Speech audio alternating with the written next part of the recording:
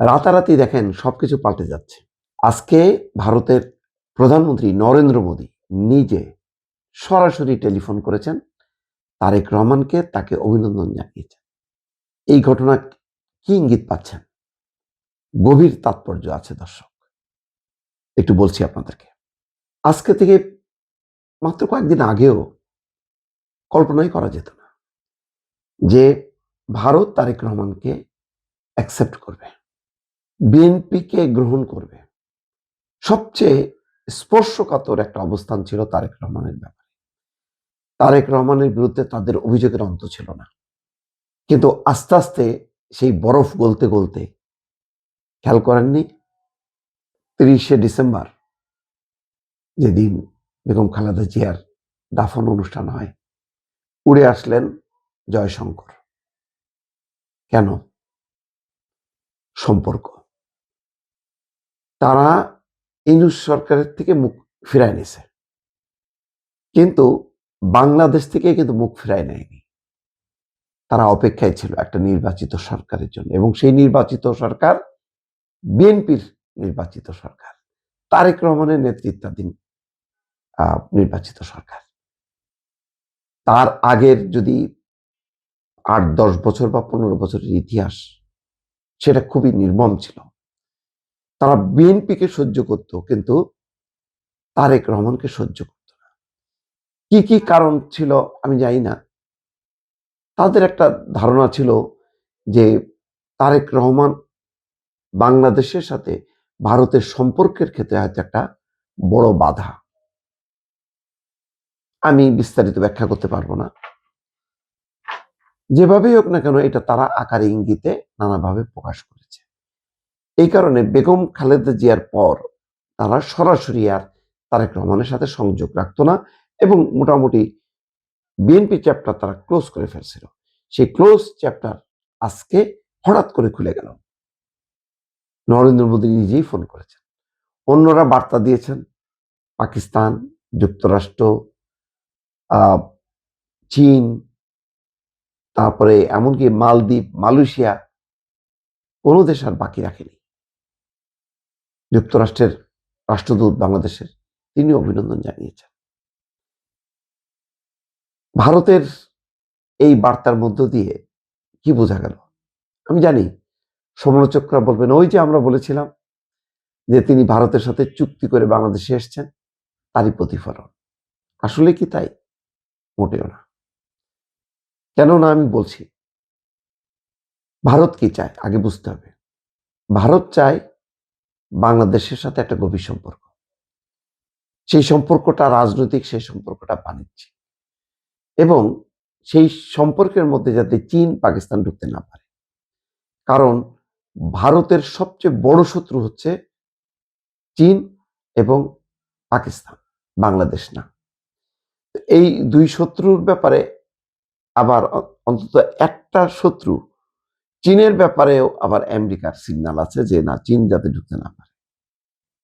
আর ভারতের ক্ষেত্রে দুইটা শক্তি, চীন, পাকিস্তান। এখন গত ১৭ মাস তারা বেকায়দায় ছিল। তারা বারবার চাচ্ছিল যে বাংলাদেশে যাতে নির্বাচন হয়। সেই নির্বাচনের জন্য তারা অপেক্ষা করছিল। তারা মনে করে যে নির্বাচিত সরকারের সঙ্গে তারা তাদের যে সম্পাদিত চুক্তিগুলি, সেটি স্বাভাবিক থাকবে, বাণিজ্যিক সম্পর্কটা স্বাভাবিক থাকবে, অন্তত 7 সিস্টার্স নিয়ে তাদের আর উদ্বেগ উৎকণ্ঠা পাওয়াতে হবে না।